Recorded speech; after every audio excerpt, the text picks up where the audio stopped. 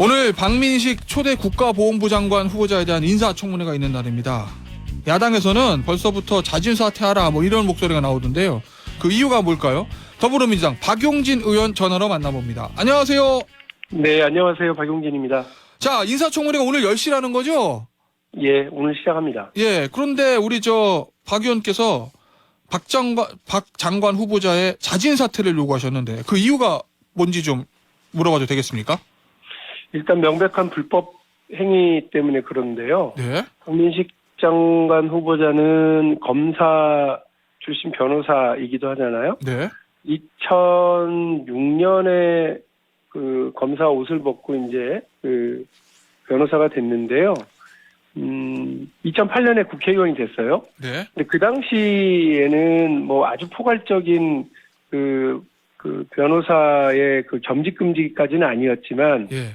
해당 상임위에서의 영리 활동은 금지되어 있었기 때문에 법사위에 있는 그 변호사들은 아무런 활동을 못하게 되어 있었습니다. 다른 상임위 있는 변호사들은 할 수 있었고 그 당시만 해도. 예. 그때는 그냥 다른 상임위는 막 했어요. 네. 근데 그 법사위는 영리 활동이 분명하니까 못하게 되어 있었는데 문제는 그 금지 기간인 법사위에 활동하고 있었던 기간에 대법원에서 판결낸 판결문에 박민식이라고 하는 그 변호사, 네. 박민식 후보자의 이름이 16차례 이렇게 확인이 된 거죠. 그러면 그러니까 이제 판결문에 보면은 피고 또는 원피고의 소송 대리인 할 때 변호사 법무법인 누구하고 변호사 이름 쫙 쓸 때 거기 박민식이라는 이름 들어가 있었다. 예, 네. 역시 우리 김시현 변호사님, 예. 잘 이해하시는군요. 근데 네. 이제 문제는 뭐냐면 이게 국회법도 위반이고요. 예. 이게 변호사법도 위반인 게 본인이 국회의원이 됐으니까 휴업계를 낸 모양이에요. 네. 근데 우리 김태현 변호사님도 잘 아시겠습니다만 휴업계를 낸 변호사가 변론 활동, 변호사 활동을 할 수 있습니까? 안 되죠 하면. 안 돼요. 네. 안 되기 때문에 이렇게 이름 올리고 선임계를 내고 변호사가 돼서 그 법리 활동을 하거나 변론 유지서에 이름을 올리거나 이러면 안 되잖아요. 네. 이 변호사법 위반은 징역형까지 있더라고요. 네. 상당히 큰 법률 위반이던데 이 법률 위반을 일단 제가 지적을 한 것이 첫 번째입니다. 네. 자, 그런데 지금 아마 오늘 인사청문회 과정에서 아마 박용진 의원이 이 부분에 대해서 질의를 하실 거로 제가 예상이 되는데 일단 박 장관 후보자 측에서 해명을 했습니다. 그걸 제가 말씀을 드리면 당시 사건을 같이 수임했던 변호사 3명이 사실 확인서를 냈죠. 그런데 이게 법무법인 직원 착오로 이름이 소송서류에 기재된 것이지 실제로 변론을 한 것은 아니다. 이 변론 기일에 국회 회의에 참석하거나 해외 출장 일정이 있었다. 그리고 그 사건의 수임, 그 다음에 소송 변론, 변호사 수임액 수령, 그 어떤 것도 박 후보자는 해당이 없다. 이런 내용들을 해명을 하고 같이 일했던 변호사들이 3명의 사실 확인서를 냈거든요. 이건 어떻게 보시나요? 같이 법무법인 했던 내부자들끼리의 확인서가 무슨 의미가 있습니까? 중요한 건 대법원의 판결문 내 법률 대리를 했었다라고 하는 사실이 적시되어 있는 것이 중요하죠. 그리고 행정착오라고 하시는데요. 이것도 참 웃긴 게 오늘도 제가 얘기를 하겠습니다만 그러면 그 기간 동안 법사위 활동기 2년 기간 동안 그 해당 법무법인이 소송을 수임한 모든 그 사건에 다 이름이 올라가든가 그랬어야 되는 것 아니에요? 근데 어떤 사건에는 올라가고 어떤 사건에는 올라가지 않아요. 그러니까 정확하게 이 이름이 필요한 때 올라갔었다고 하는 걸 인지하고 있었던 게 분명하고요. 또 본인이 법사위 기간이 끝나자마자 또 휴업계를 철회하고 개업을 다시 하는 걸 보면 본인이 이걸 해서는 안 되는 기간이라고 하는 것도 분명히 알고 있었던 거예요. 무려 2년 동안이나 같은 법무법인 안에서 이분은 일도 안 하고 변호사 개업을 할 수도 없는데 왜 이름이 자꾸 올라가지? 라고 하는 얘기가 한 번도 없었다고요? 그건 말이 안 되는 얘기를 지금 행정착오를 하고 거짓말을 하고 오히려 저한테 책임을 묻겠다고 하던데 저도 그 책임을 물어달라고 기대하고 있고요. 해외 출장 얘기하시는데 대법원의 제3심 대법원 그 심리에만 변론의 이름을 올린 적도 있어요. 아시겠지만 대법원에서의 판결은 이른바 법률심이니까 출석하고 말고 이런 건 아무 의미 없는 얘기예요. 심리기일은 없죠, 별도로. 그러니까요. 이거 아무 의미 없는 얘기 그리고 근거 없는 얘기들을 지금 이렇게 해명이라고 내놨는데 오늘 더 논란이 될 것 같아요. 왜냐하면 그때 이런 착오가 등등등 있었으면 됐다라고 해야 되는데 인정하고 넘어가야 될 문제인데 이거를 오히려 거짓말을 하거나 제3자를 동원해가지고 이렇게 사실관계를 흐트러뜨리려고 하는 자세 자체가 오히려 네. 고위공직자로서의 처신에 큰 문제가 있다고 생각합니다. 일단 보니까 박 장관 후보자 측 해명 보니까 이 변호사 3명의 사실 확인서 이걸 제출하면서 당시에 법무법인 직원의 착오로 해가지고 위임장애라든 소송 서류에 보면은 법무법인 어디 담당 변호사 김태현, 박용진 이렇게 쭉 쓸 때 거기 그냥 박민식 이름이 들어간 거지 실제로 활동한 건 아니라는 얘기거든요. 그러면 예. 근데 이제 박 의원께서는 같이 일했던 변호사들의 사실 확인서를 어떻게 믿냐라는 취지의 말씀을 주셨잖아요. 얘기를 네. 하셨잖아요. 그럼 이 사실 확인서 제출했던 당시 같이 일했던 변호사들 참고인 신청해가지고 얘기 들어보거나 이럴 계획도 있으십니까? 이미 신청 기한은 지났고요. 아, 그런가요? 이제 이런 식으로 해명을 할 거라고 생각을 못했기 때문에 신청을 미리 안 해놨었고 이 법무법인은 사라졌어요. 예. 그 변호사들이 있으니까. 이 법무법인이 재미있는 게 예. 박민식 후보자는 검사를 관두고 나서 1년 한 6개월, 7개월 정도를 개인 변론을 해요. 개인 사무소예요. 네. 그런데 국회의원 되고 나니까 이 겸직금지에 걸릴 것 같다 싶으니까 그랬는지 2008년 5월 1일, 그러니까 국회의원 당선되고 한 보름 있다가 그냥 이 법무법인을 만들어요, 본인이. 네. 그리고, 이 법무법인에서 활동을 하기 시작을 한 거니까, 그러니까 제가 볼 때는, 이 법무법인은, 그리고 나서 법무법인은 또 없어져요, 나중에는. 그러니까 지금은 법무법인 활동을 안 하거든요. 그러니까 제가 볼 때는 이 법무법인도 좀 들여다 봐야 되는데, 오늘 인사청문회가 딱 하루밖에 되지 않고 박민식 후보자가 예. 자료를 너무 안 내요. 그렇습니까? 그러니까 이미 본인이 2008년부터 국회의원을 한 거 아닙니까? 공인으로 살았을 텐데 국회의원 시기에 변호사로서의 그 수입 내역, 그다음에 수입이 어떻게 되는지 그리고 과세 자료 이런 등을 내라고 그러는데 안 내고 있습니다. 아주 심각한 문제라고 생각해요. 혹시 다른 문제를 제기하실 것이 있나요? 죄송합니다. 박민식 장관 후보자에 대해서. 네, 방금 지금 말씀드린 거는 이 불법적인 예. 변호사 활동에 관련된 건이고요. 예. 두 번째로는 그 사건 수입 내용에 관련된 건이에요. 여기 이제 그 박민식 후보자가 된 자서전의 제목이 피해자를 위해 울어라. 예.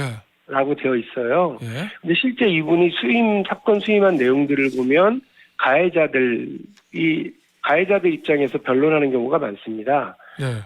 심지어는 유괴, 성매매 알선, 예. 그리고 주가 조작, 조직 폭력 이런 경우들까지 다 수임을 해요. 물론 악인도 재판을 받을 수 있고 변호인의 조력을 받을 수 있고 또 변호사는 이런 악인이라 할지라도 변론을 해줄 의무가 있다고 생각을 합니다. 그러나 초대 보훈부 장관으로서의 자질은 저는 아니라고 생각합니다.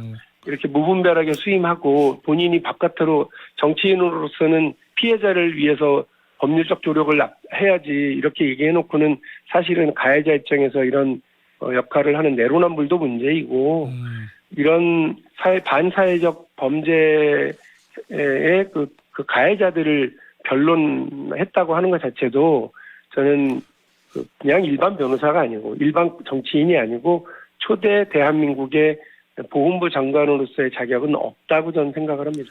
알겠습니다. 자, 여러분 지금 더불어민주당 박용진 의원과 함께하고 계시고요. 주제를 좀 바꿔서 김남국 의원 관련된 질문을 좀 드리면 아직 박민식 후보자 할 얘기 많습니다만 주제를 바꾸시겠다니 어쩌겠습니까? 저희가 시간이 좀 제한이 돼 있어가지고요. 네. 오늘 인사청문회 끝나면 박용진 의원 한 번 더 모시고 후일담 나누죠 뭐. 네, 그러겠습니다. 네. 자, 국민의힘 김기현 대표가 어제 페이스북에 김남국 의원 관련해서 글을 올렸는데 이재명 대표를 향해서 왜 김남국 의원에 대해서 제명에 나서지 않느냐, 캥기는 거 있어서냐, 이러면서 김남국 의원의 제명을 촉구하고 있습니다. 이거에 대해서 어떤 입장이십니까?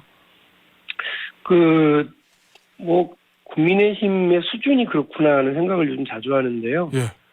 민주당은 본회의의 직회부 하면 될 일을 왜 윤리위원회에서 별도로 그걸 심사하자는 거냐 이렇게 또 주장하는 분들도 계시더라고요. 네.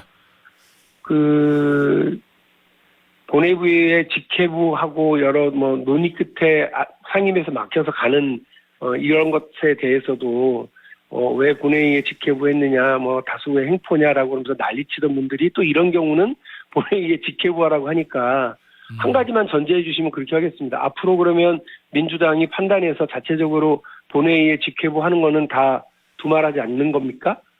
만일에 국민의힘이 그렇게 해준다고 그러면 이번에도 본회의 직회부에서 논의할 수 있다고 생각합니다. 그러나 국회 윤리특위라고 하는 데가 있고 도대체 무엇을 가지고 그 김남국 의원의 이제 국회의원으로서의 품위 손상이라든지 문제점들을 제재하려고 하는 건지 그 부분은 좀 정리하고 따져서 해야죠. 예.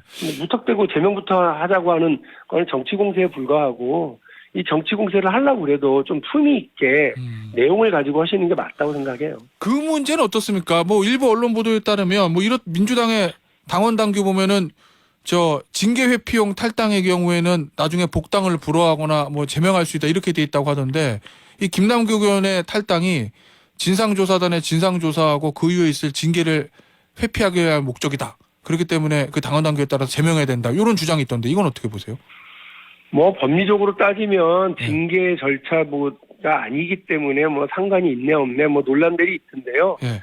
김남국 의원은 못 돌아옵니다. 왜냐하면 이 민주당의 그 이른바 논란을 만들어 놓고 또 민주당에서 요구하는 자료나 이런 걸 성실하게 제출하지 않은 채로 탈당을 했기 때문에 징계 기간이든 아니든 그건 무관하고요.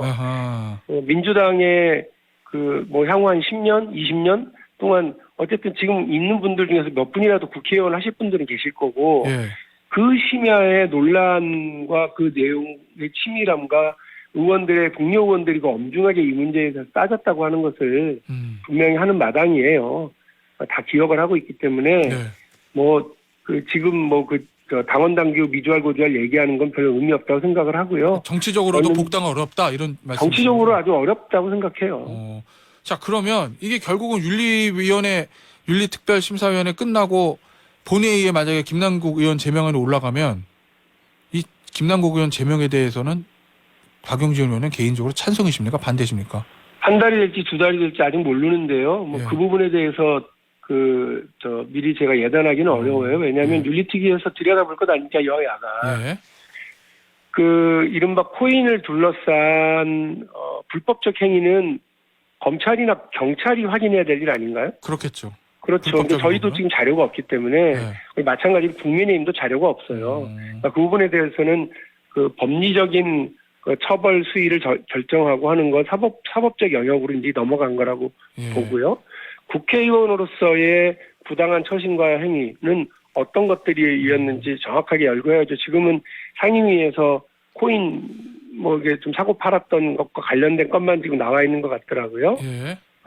그리고 또 국회의원으로서 그 어떤 그 영리 활동 뭐에 대해서 진행한 것과 관련해서 이 적절성 여부를 봐야 될 거기 때문에요. 그걸 뭐 저한테 제가 윤리특위 위원이면 자세히 들여다봤겠습니다. 뭐 대답하기는 그렇습니다. 알겠습니다. 오늘 인터뷰는 여기서 마무리하도록 하겠습니다. 지금까지 더불어민주당의 박용진 의원이었습니다. 감사합니다. 네, 고맙습니다.